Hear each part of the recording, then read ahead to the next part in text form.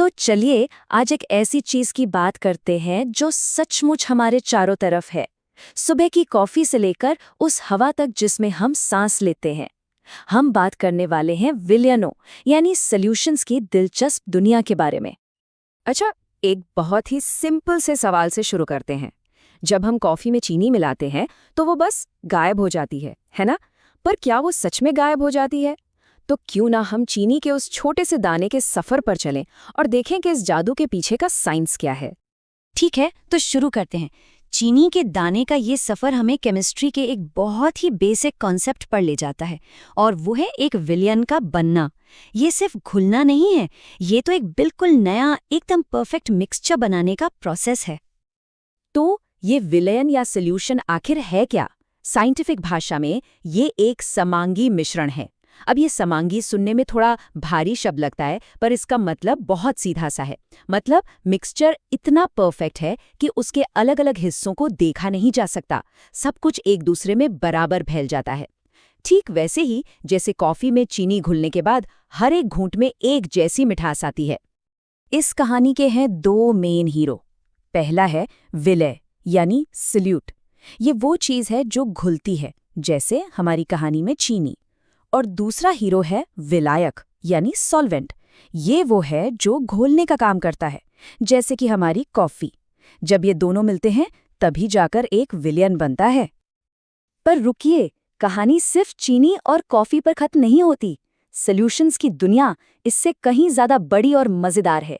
चलिए जरा इस दुनिया में और गहराई से उतरते हैं और देखते हैं कुछ हैरान करने वाले एग्जाम्पल्स।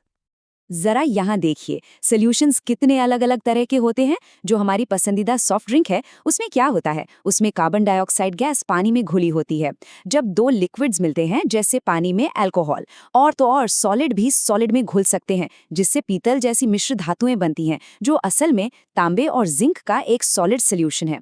मतलब सॉल्यूशंस सच में हर जगह हैं।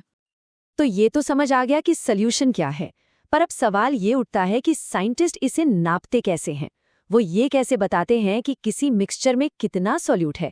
इसे कहते हैं सांद्रता या कॉन्सेंट्रेशन। चलिए पता करते हैं कि ये काम कैसे करता है। कॉन्सेंट्रेशन नापने का एक तरीका है मोलैरिटा। ये हमें बताता है कि पूरे सॉल्यूशन के 1 लीटर में सॉल्यूट के कितने मोल हैं। अब मोल सुनकर घबराना नहीं है, ये बस किसी चीज की मात्रा नापने का एक साइंटिफिक तरीका है, जैसे हम अंडों को दर्जन में गिनते हैं।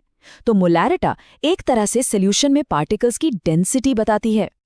फिर आती है मोलता। हाँ, ये मोलारिता से थोड़ी अलग है, पर वो थोड़ा सा ही बहुत जरूरी है। ये पूरे सॉल्यूशन के बजाय सिर्फ सॉल्वेंट के प्रति किलोग्राम में सॉल्यूट के मोल को नापती है। ये फर्क तब बहुत जरूरी हो जाता है जब टेम्परेचर बदलता है, क्योंकि लिक्विड का वॉल्यूम तो टेम्परेचर के साथ घट बढ़ सकता है, पर सॉल्वेंट का वजन वही रहता है।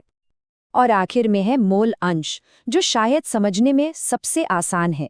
ये बस ये बताता है कि मिक्सचर में मौजूद टोटल पार्टिकल्स में से किसी एक तरह के पार्टिकल का हिस्सा कितना है। मतलब ये पूछने जैसा है कि एक कमरे में कुल लोगों में से कितने बच्चे हैं। ये हमें मिक्सचर के कॉम्पोजिशन का एक सीधा सा हिसाब देता है। ठीक है, पर एक पदार्थ दूसरे में घुलता ही क्यों है? क्या इसके पीछे भी कोई नियम कानून है? जी हाँ, बिल्कुल है।